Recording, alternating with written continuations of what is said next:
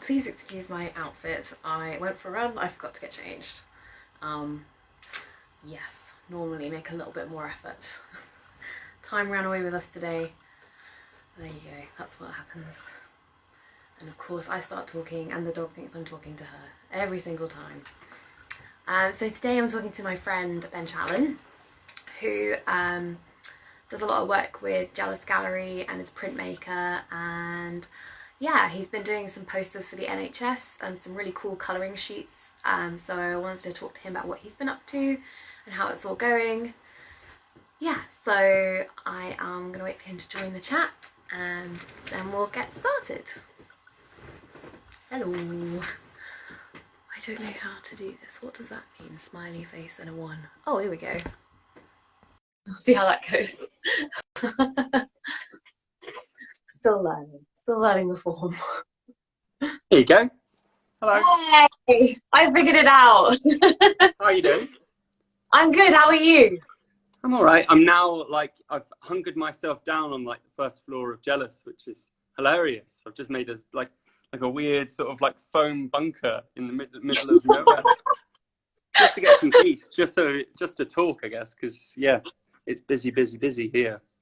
Is it? How's it working with everyone coming back in to make the print? So there's 2 people per floor, so we've sort of stuck to that, and because of the way the building's sort of set out, you can divide it up quite easily and still keep social distancing and keep things clean and all that jazz and stuff. And yeah, we can still get on with projects and stuff at the moment. So yeah, it's all good. All good. Yeah.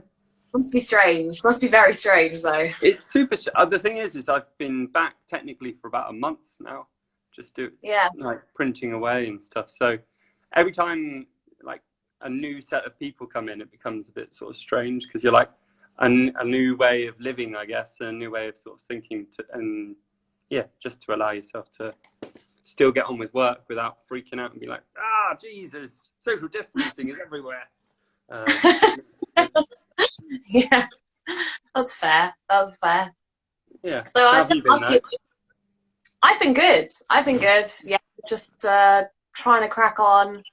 Yeah. Struggling a little bit with motivation this week, but it is what it is. Ups and downs. Yeah, it's definitely. I guess it's just one of those things, especially at the moment. It's just, and plus you've just moved home and stuff, so I guess it's still getting used to that. So there's so many new things to get your head around before you even start the artwork. So yeah, it'll be all right. We'll get around it at some point. Yeah, of course. I was talking to Brian today, and I was saying usually to make work, you've kind of being in the studio is a pleasure. You've had a busy day seeing friends or doing what you need to do in town or whatever, and going to studio is but when every day is so it starts to wear a little. Every day is sort of just well, this is open to do what I want to do now and stuff. But I think it's also that thing of usually there'll be more options, and then like you say, you can come back to it. Now it's just, well, I'm here as well as things sort of thing. But yeah, how have you found it since? Have you been trying to get out as much as possible though? Have you tried to keep a balance or? I mean, we've just been going on a run, walking the dog, back to work. Yeah. I'm trying to break it up now. I'm trying to do it in chunks because just sitting here full day isn't working. So I did a couple of hours. I planted out some strawberries. Nice. Yeah, that's always. I think the one thing that's been keeping me sane is just watching my plants grow, which is I didn't think I'd get super excited, but as I'm drawing and stuff, there's a cheese plant usually behind me and stuff, and that they every now and again a little finger pokes out and slowly unfurls, and then you're like, yes, come on, any sort of movement and stuff is just this is great. This is the closest I'm gonna get to life. So no, it's good. A sport or something.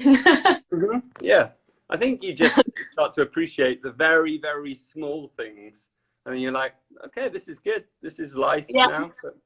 But no, it's good. Yeah.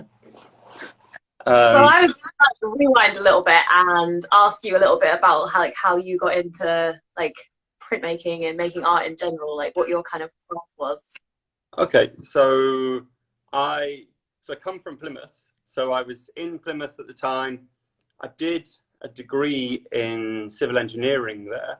So I did like civil and coastal engineering. Yeah. So I did that as a degree, and I finished the degree. I just got it done. And I was like, this is sort of interesting. I always liked doing like maths and science and physics and all that jazz. So I did that. And then as I got to sort of the final year, I realized like, Jesus, this is going to be a horrible job for me to go into, because it's very intense. It's like the people I was surrounded by were like either super buff hench guys who looked like they could literally build with their bare hands, or like super introverted, no talky, just stick to writing. And I was like, this isn't really me. And then luckily there's an art college in Plymouth. So I went there and did illustration. So I got on by the skin of my teeth. And then through doing that, it was illustration and print, which I never really thought about doing at all. I just thought drawing was my thing. That was all I was going to do. And then, they showed us all the different print techniques that you could possibly do. And through doing that, it was where I first found out about screen printing. So through sort of experimenting with using very like simple stencils, I sort of learned how I could then build some sort of portfolio away from just basic drawing and stuff. So, and then I went into sort of bookmaking at the time. It was one way I found my work was good, but I didn't know how to like, I don't know, not perfect it, but find like a medium that I could still be in control of, and I could self-publish and stuff. So screen printing and then book binding and things like that led me on to sort of just experimenting more and more. But a lot of it was even with the degree at that point, like Plymouth still, it's not like super ahead of the game sort of thing. So it was still very coarse screens. I was using stuff that you usually would print T-shirts with. I was printing on paper. Yeah. So it was like a lot more of like a simple technique. And then I just fell in love with it. That was me for a while. And I knew that I couldn't go any further whilst being in the Southwest with what I wanted to do. Because it is a super weird niche job when it comes down to it. Like you don't really find screen. But then, as I've said to many people, once you like have a door in, you realize there's this other like amazing world of art and people and these printmakers that you've sort of heard of, but never really put two and two together, how they're making their work, how they're progressing. So I came to London and interned at Jealous. I wanted to sort of like find out more how commercial screen printing went. And it was never my intention to actually get a job doing it, because I just thought, okay, I don't really have loads of experience doing this. I'll just keep on like learning, and then somewhere down the line I could do more screen printing on the side. And then it just so happened as I kept on going, kept on interning, the opportunity came to do more. So they offered me a job here, and that's like now 6 years ago. So and now, as they say, the rest is history. And at this very moment, I'm screen printing a David Shrigley, which is quite nice. So it's quite interesting to see how just the years have gone by. You sort of pick up as you go. And the whole thing with printmaking is, a lot of it is still, like I say, niche, and there's not loads and loads of places you can go to. But so you sort of learn, a lot of it's DIY. A lot of it is your learning on the go. Each project might have like a challenge to it that you have to then try and face. And some of it can be like very, very, very practical, like something to do with how the screen is made up, or what sort of material you need to use. Or it could literally be, we need to make a jig to slot something into, so you know that, like say a piece of wood or a piece of perspex needs to slot in the same place every single time. You make a small jig.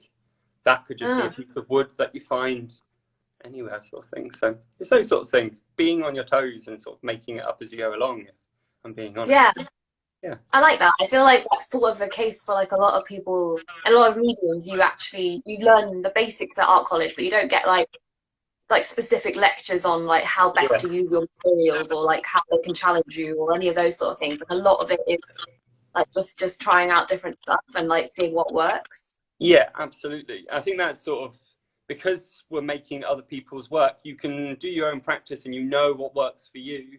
But then it's also it is a collaborative space, Jealous, in the way that people come in and they trust you to see the work and then get the best out of it. So you're still trying to like work out how they see their work and like what their direction is, and then how screen printing could not necessarily improve, but take them into another area of their works that they hadn't really thought about. I like that. Yeah, no, and luckily there's 7 of us all screen printing at the same time, and each person has got a different project. So there's always like cross mediums, and you could be working next to someone who's doing a perfect photograph and you're doing more stencil based, more like blocks of color and things like that. And then next door could be a CMYK print. So there's so many different ways of making a screen print just within that one, just through like being in one building at one time. So yeah, which not a lot of people know. You think of it as quite a simple, like put a down, scrape it across, and you're done. You know, and actually, exactly that. It can get incredibly complex. I mean, even I remember bringing a drawing in like 2013 to do a screen print of it, and that like threw up a whole lot of issues just because it was so the detail was so fine. So fine. Was, but then I think it's seeing every color as a screen, and even within your work, it's very gentle, like graduations of different tones. But even that can be like, okay, well, like one bit could be ever so slightly lighter, and then you're like, okay, that's a whole different stencil. That's a whole another way of making the work, sort of thing. But it's good. Yeah. Have you ever gone to an exhibition and sort of walked around and gone, I printed that. There's a couple. Luckily, like the thing is with Jealous is that we're doing fairs and we're doing exhibitions all the time, and you're sort of encouraged always to, if you've been printing for an artist, to go to the PV. And I think that's all part of the process of getting into the artist's head. And a lot of the time you might do one print and then years later they might come back and be like, this is what I want. And it's quite rewarding as well, because you're like, okay, we've worked together on that. There's pieces of work, especially like there's a piece me and the old master printer Matthew did for the V&A. I remember that. I always talk about that just because it blew my mind, because it was like just making labels for the V&A, and I was just like, Jesus, this is going to be here for a very long time. And it's little proud moments like that where you're like, that's cool, that's super nice. Or going to the Royal Academy and doing the London Original Print Fair there. Unfortunately, it's not on this year, obviously, which is it's because it's such a pinnacle of what print was and what print can be, but then also what's new within the print world. And the people there are always super, super nice. But you get to see what other people have been working on, and then seeing the work that you've been working on because it's usually the bigger artists, but it's always the ones that you've put like weeks and weeks of work into, and it's finally the reward to be like, oh, nice, that's cool, that's up. People are appreciating it. And I think the good thing with screen printing is there's always a story, and I think people enjoy that the artwork is there. And like say for your work as well, there's so much involved that when people hear the story, they're going with you on that sort of journey. And I think that's sort of fun to see as well. It is, yeah. Here is a piece of work. Yeah. I've seen you've been doing some really cool stuff recently. I've seen T-shirts, I've seen colouring books for the NHS, I've seen all sorts. So like, what have you been doing in the last, like, well, let's say since lockdown, what have you been up to?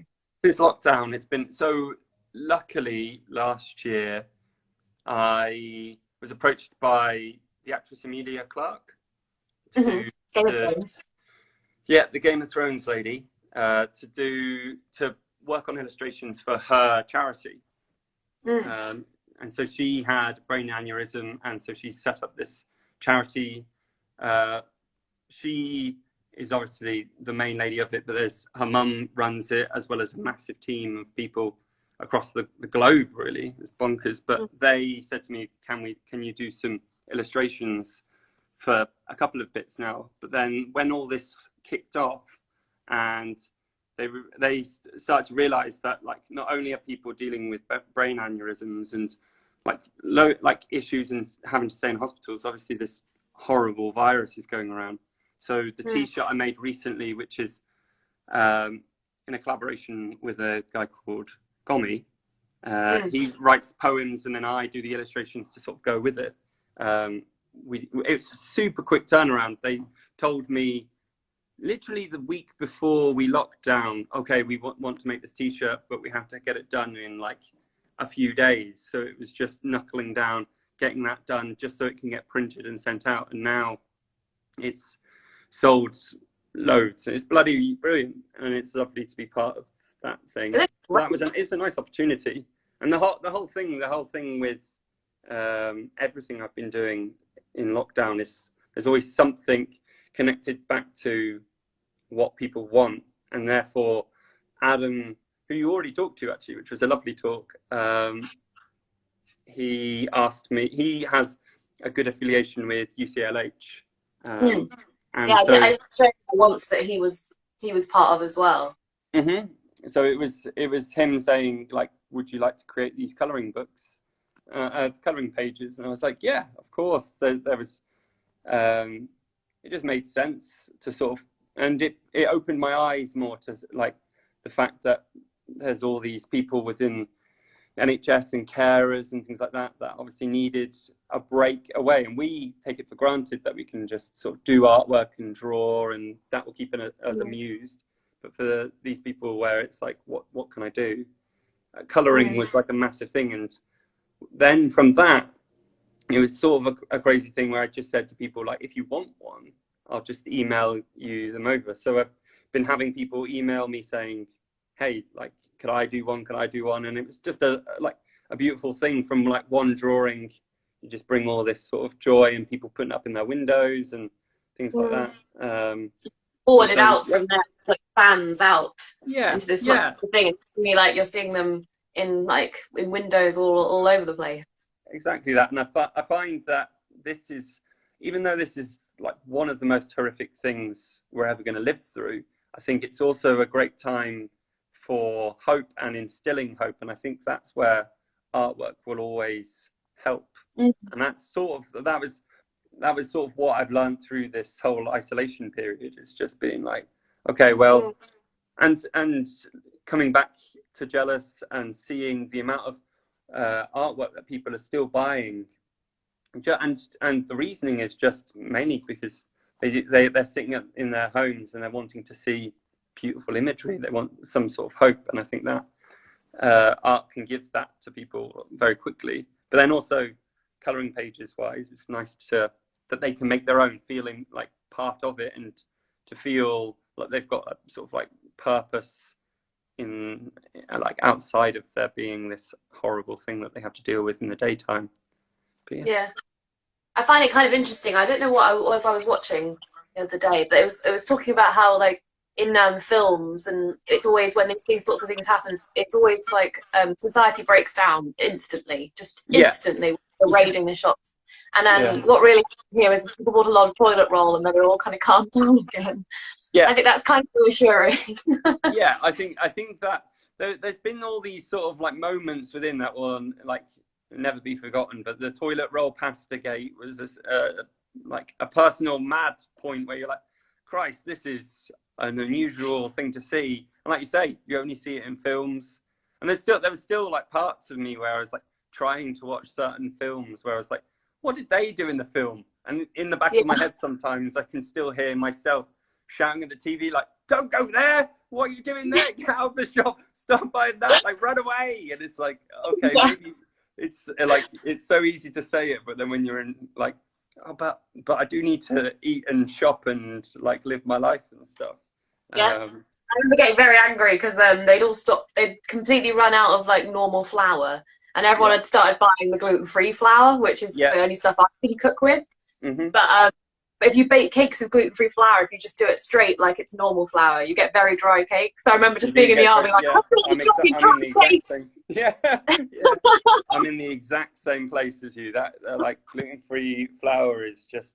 But then it's sort of interesting to see. I was sort of in my head making mental notes of like, what are people like eating at this time period? Because you'd go through the shop and it'd be like loads, and then there'd just be a drop in like pasta and rices and stuff, and then weeks later, like you say, it was like desperation's hit. They've hit the gluten-free aisle now. They're going into Yeah. that. Like that's gone down. But then I was talking to my mum, and she was saying like back home and stuff, back in Plymouth, like you could eat like any vegetarian option was just like there was loads of it. Corn was by the bulk and stuff, and gluten-free was doing well. And it shows me that like obviously Plymouthians just wanted to. They want their meat and their fish and chips and pasties, but apart from that, it was just like Normal. that was it. They were like, I'm happy as Larry here. But yeah, different. Yeah, fun to watch. It's strange. It's very strange. I would have asked you if you felt like lockdown was like going into your work, but it definitely is if you're doing these colouring pages for the NHS and stuff. But you have your own encyclopedia that you're working Yeah, on. so the encyclopedia. Yeah, but the thing is with the encyclopedia was I wanted to just keep myself amused, and it was something I've been meaning to do for ages. So what happened is I booked to go to New Zealand and Australia in March, and this was when I was going to start like documenting and take like just getting a bit like yourself, where you get when you go on holiday, you just take photos, get inspiration, and then bring it back, and then that informs like a new body of artwork. And then obviously that didn't happen, so it was like, okay, I'd still like to create something. And I just remember being a kid, like very very young. My mum always said, like, if you're ever bored, just keep on drawing, just draw, use that time to sort of keep on channeling just creativity as much as you can. And then the encyclopedia sort of came into my head just through it was what I always loved drawing, and it also has allowed me to create a body of work that can then go into making my own personal prints. Now that I'm back, I can, and also people say I'm a bit of a workaholic, but once you're enjoying the work you're making, it's like, okay, well, I can just keep on doing this and set myself a task of do one drawing every single day, and it just sort of helps my mind, I think, as well.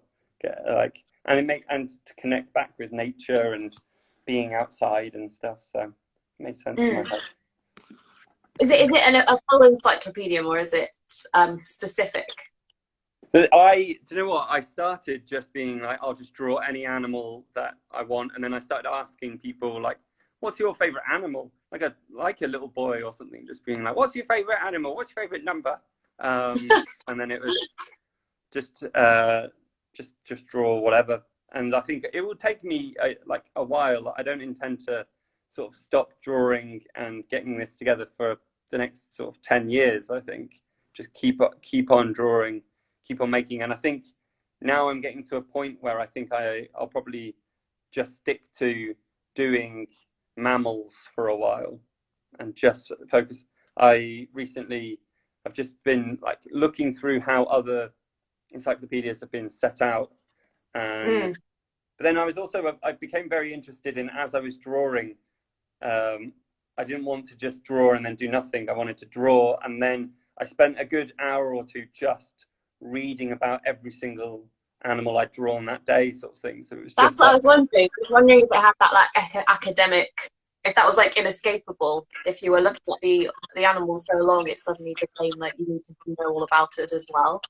yeah, and I think you start to sort of see patterns within the animals, or you just seem to see, like, even the most interesting thing was just looking at the Latin names, and then how the Latin had been translated, and then what the like nicknames and stuff of things, where I was just like, I'd know there was one which was like the killer whale was something like, oh no, it wasn't. There was a whale. It was like a right whale, and it was called that way because like when it turned over, something like that. Anyway, it just looked like a dead man in the water and stuff. So they just call it the dead man's whale and stuff. And I was just like, a lot of these sort of things is just like interesting to see. Like the first discoverers were obviously quite educated men, but sometimes just fucking maniacs. Where you're just like, why did you call it that? It's just like, it looks like a horse. It's like, that is definitely not like a manatee is like a sea cow and things like that. And it's just like, obviously taking animals they know and then just gone, that's what it is. That's exactly what it is. It's like, wow. Okay. Well, I was listening to a description of the kangaroo yesterday, like by the first explorers, and it was like, it looks like a greyhound with the face of a mouse, but upwards. Yeah, that's great. It's just like, that is, and you can sort of see how that, I was looking, a few years back, I was looking at what the place Enfield, and I was wondering what the hell an Enfield was like a creature, but it's like some weird mythical creature with the face of a fox and the body of like a dog or a goat or something like that, and it was just this mad obscure thing, and it was like, that's what we're going to call the area, this weird obscure mythical beast. It's like, fair enough. Yeah, good choice. All right, yeah, you go ahead, you crack on. Yeah, you crack on doing that. It's like, okay. I think it was also green, if I remember rightly. It was just green all over. It's like, okay, great, it has the face of this and that, but it's also just all green, like the most obscure color for all of these sort of definitely mammalian characters. Like, okay, green dog. Okay, great. These are like sort of myths that like build up in a pub that's like, and the face of a dog, and it was green. Yeah, exactly that. Okay, that makes sense. Yeah. As well, that a lot of animals have been built up so that they sound a lot more great than they are, and then you actually see the creature and you're like, okay, this is definitely Chinese whispers, and it looks like completely different to what you're saying. But fun. Yeah. Well, the opposite of that would be like the honey badger, I suppose, which sounds adorable. Yes, yeah, and is an absolute machine, just like mental. There was I think I remember seeing, there was like a video of one, and it kept on escaping from a zoo, and they were like, how the hell, and they kept on building this wall higher and higher and higher. And what they didn't realize is that it like was pushing this log perfectly up the wall and then just clambering it up, like, because it's got such strong claws, just like, whip, done again. And then like, oh, yeah, later I'm just going to cause some chaos. So, okay, I love it. It's great. Yeah.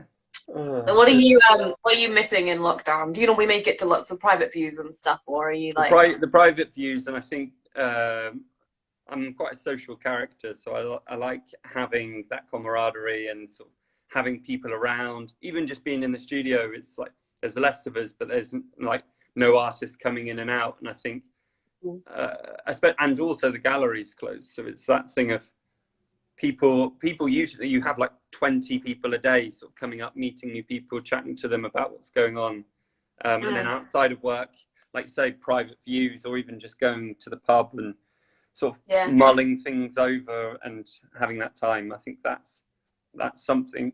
I think the sea, I'm missing being by the sea and having that freedom to just like go off, miss it, like being able to hug someone. That's great. I think that's sort of a weird, just like that like the first time today someone actually spoke to me that I didn't know who they were. They said hello, which was nice. And it's things like that where people are sort of a little bit, I don't know, London is never going to be socially like, oh, hello, but it's still, hello on the tube. Yeah. There's never a thing like good morning. It would just be like, Jesus, no, it's intense. But yeah, no, it's nice to actually have dialogue with people. I guess it's nice to talk to you. It's nice to have that. Nice to have just. It's been so good, like just seeing people's faces again, because I guess like I've sort of vaguely kept in touch with people on text or Instagram, and you think you know what they're up to, but actually like going on live and like being like, okay, I have to stick to the topic of art and like actually talk about what we're doing. It's actually been really good. I've like found out so much about people that I didn't know, which is brilliant. I love it. Yeah, I think it's good to like have that time. I think one thing that's happened definitely in this isolation time is just you appreciate, like I say, those small things, and then you're like, oh, actually, it's nice to just have a bit of time to find things out about yourself and other people around you and stuff. And it's like, Yeah. this is cool. Yeah, you can't connect in the normal way. You can't just drop into Jealous and go, "Hi, what are you working on?" Yeah. I think that that's the weird IRL in real life and stuff has been thrown out so many times at the moment and stuff. But I guess that's sort of what everyone is missing, just seeing people in real life. And this is sort of funny. It's funny because a bit like when people are taking selfies on the street and you're like, oh, that's so weird. And then you see the photo and you're like, oh, that's fine. But right now I'm just literally in an empty like corridor holding a phone, just chatting at a box. And like from the outside world, it just must like, he's gone mad, he's mental, he's just like, he's losing his soul to the screen or something. Yeah, it feels weird in here as well because it's quite echoey. And then Bramble's lying on the floor and she just goes, like every. Not this again. Who are you talking to? There's no one here. There's absolutely no one. So she's lost it. She's absolutely lost it. That's great. What are you working on at the moment, though? I am still working on my last drawing in a series on the senses. Yeah, nice. So it's just taking that bit longer because the others I had it all in my head what I was going to do. It was like sound, musical instruments, taste, it's going to be food, like smell, it's going to be plants, and then touch was just like the untangible touch. This is great. Yeah. So I've been like, it just takes that bit longer because I'm sat there going, I know, a pincushion, and then I'll draw it and I'll be like, what next? touch anything that can touch, feel. Yeah. But it's got to be something that's not really that featured in the other ones. So it's sort of like trying not to, I'll be like, oh, like writing stuff and books. And be like, no, you put that in sight, so you can't put it in touch as well. Like, yeah, of course. But then how did you do you usually begin it? Do you have a list of things that you want to draw, or are you drawing and then you're like, okay, what is next? No list. Just literally like, I've got a thought and now I have no more thoughts. Like just trying to keep it going. But yeah, I was just trying to think about like tactile activities, like I suppose like brushing your hair or putting on clothes, or like things like spindles and like pincushions and prickly things like fruits. Yeah, that makes sense. Yeah, prickly things are definitely a good one. And soft things. Baby animals. So yeah, soft baby animals is nice. Yeah. But I'll get there. It's just this one was the one I was putting off doing till last. Mm-hmm. And then it ended in a self-portrait because I couldn't go take pictures of anyone anymore. Yeah, of course. Yeah, I think it's always good to throw in there and stuff. It's nice though because I like the fact that they, with all of your work, it's that thing of you could look at it and then come back to it and still see something new every single time. And there's always that idea of the collection. There's always something like there's something coming in here or something there. And it's nice to see the like little portraits in these ones, but they're also mythical as well. Definitely. And it was very much a disclaimer with everyone because I was like, you know, I can draw people, but I'm not a portrait artist. Like I'm not going to try and capture you or your soul or your character. Like I need a face that represents a sense, you know, and if you're like a musician, you can be sound. But if it doesn't fully look like you and it just looks like the photo and not like you, I'm not going to do it.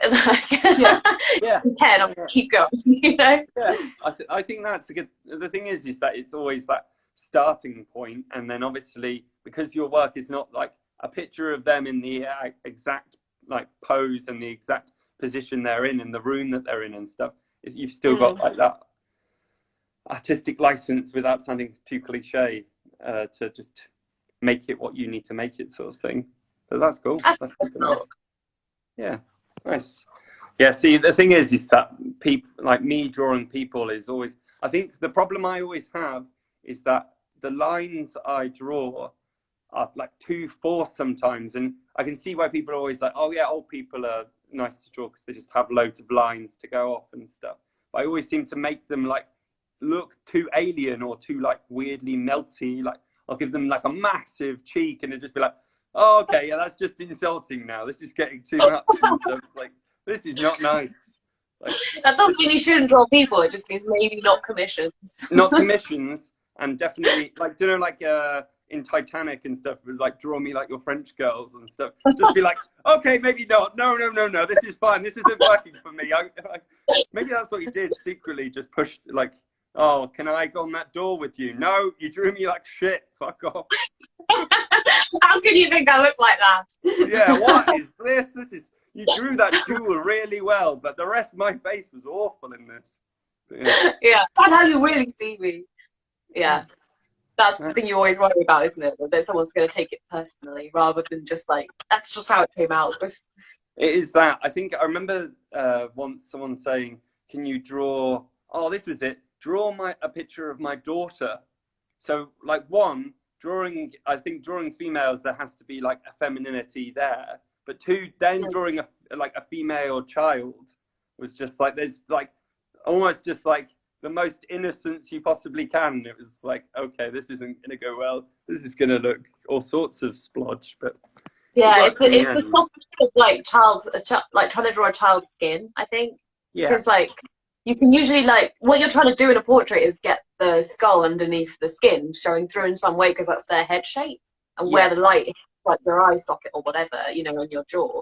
But with a child, it's like puffy and rosy that if you even like put anything there, they start to look much older almost they instantly. look automatically. There's just like one line in it, and it's just like they look tired now. They look like they need to have a nap. It's like, oh, okay. Or the opposite is when you see a child where you're like, that child is going to be hard to make look innocent. But sometimes the children's looks are like, you're like, okay, they look mental. They look mental already. This kid is like already running up the walls and stuff. To draw them is going to be something else. Anyway, this is my problem. Random tangents all the time. I like the tangent. I've gone on a lot of tangents this week. It's been great. Yeah, no, so I think that's half of the conversations I have is just like, the thing is that like it's nice talking to you over this, but then there's always that thing in the back of my head where you're like, other people are just watching us now, just have a chat and stuff, and you're like, this is odd. It's like someone. Like, do you know when you're on the phone and then your mum comes around the corner and it's like, what are you doing? What are you talking about now? And it's just like, oh Christ, I didn't realize you were... Or, do you know when you were younger and obviously you have like 2 phones in the house and you're talking to someone and then all of a sudden mum picks up the phone like, hello? And you're like, put down the phone! Stop this! Or you hear the breathing or the laughing and stuff. You're like, God's sake, you got that phone? Yeah, it's just like, no. You know, someone's listening because you can hear them on the line. A little titter every so often. You're like, that was the thing. I lived with like me, my 2 sisters, and my brother, and they're all younger than me. And they did have the tendency to be like, you're trying to be a like cool teenager, and you're like, yeah, man, yeah, that's super cool, and then they're just like, you're an idiot, man, bye. It's like, oh, okay. That's the end of that conversation. Yeah. You do tend to do that, younger siblings. Yeah, absolutely. Ruin. Have you been chit-chatting with your parents as much as possible and your sister and stuff? My sisters particularly, just because they both were in a situation where their housemates left. Okay. Yeah. And they both work for big like UK organisations. So both of them were put into home working the second it was even mentioned. Okay, yeah, of course. That's been tough, I think. I think like there's a lot of people, we forget like how many people are just have been left completely on their own at home, and you know it's frustrating because you get into situations and you try not to get annoyed with people, but you see like, you know, like when my last house, I could see people coming and going at the neighbours and like having barbecues, and people leaving again and driving. It's like, my sisters are on their own, you know, and they're doing really well. Like, this is not fair, but obviously like everyone's idea of what's fair is just completely different, and everyone's idea of how serious it is different, and there's nothing you can do about it. I think that's the thing, is that there's like, until someone really takes it seriously, or something, unfortunately something really bad happens and stuff, people aren't really paying attention, and then it's like, Christ. And then I think I can't see how things are going to go forward completely, but I think now we can at least see one member of the family and stuff. I guess that's something, but then it's still you don't want to give your sisters illness and stuff because that'd be just horrible. Yeah, yeah. And like you just never know whether you've had it or not. And it's like, I don't know, does that if I've had it, then how long would that be until like I'm safe for them and that kind of thing? So yeah. Are you working on any prints in the studio at the minute? So I'm on. So we have released the Royal Academy. Like I say, has done an online London original print fair. So Jealous has launched a new Shrigley there. So it's just printing, like proofing a new Shrigley at the moment, which is a case of breaking down the colours in a certain way. It's sort of done through, without boring you and stuff, it's just done almost through shades. So you almost like print the lightest colour, then the mid colour, and then the darkest colour, and you slowly build and mix those colours. But what that means is you have to sort of be print all of the different layers and then see like what's wrong with it, and then you go through that process over and over again by like either making new screens or mixing new colours and stuff. And that's been my job for the past week or so. Before that, there was only me by myself, and so it was keeping like little jobs going and stuff just to keep Jealous alive, sort of thing, just to get in the money and keep people happy, because I think people are still wanting prints like yourself. You got a print on it yourself. I took that to the post office today, and all I did was write the person's name on it. I got to the post office and realised I haven't signed this. The whole point of sending it to me was so that I would sign it. And I'd queued, like there was like 10 people in the queue outside, like I'd queued outside with the queue, ready to send it to the US. And got to the counter and gone, oh. Oh, no. I've had a brain fart. I'm very sorry. I'm going to go now. Get back in the car. Brian's like, why have you still got it? Like, wrong story. But yeah. They want my name on it. But yeah, so it's just things like that. I was slowly but surely Jealous is sort of taking on more jobs again, and there's more things going on. But like, it's quite nice. It's quite nice to come back and screen print. Because Shrigley's a big artist that we work with, and it's one that you can get your teeth into, and especially now it's like coming back from a very long holiday and then having to slightly learn everything again. You're just sort of like, oh, how do I screen print? What does this do now? And then you're like, okay, this is good. We're back to it. But this gives you time. It gives you enough time to do it. It will take me about another couple of weeks to do a proof, and then it will be another 2-3 weeks to then print the edition. So it's kind of change your relationship, because Shrigley is the kind of artist that it's humorous. Like you see the print, you have a laugh, you think, oh, that's really funny, and like you're looking at it like every day for potentially weeks, making edits weeks and upon weeks. Yeah, you get to the show when it's on the wall, like in the art fair or something, and just like people are going ha ha ha, and you just like almost forgotten that it was once funny. Like exactly that. Quite strange. Yeah, the thing is that because of the way things are, you're looking at it made up of like little shapes and stuff. So even when you get to the writing part, you're just so focused on like making all the colors fit into one another. It could be the most humorous thing in the world, and you're like, no, this little line isn't working. What are you doing?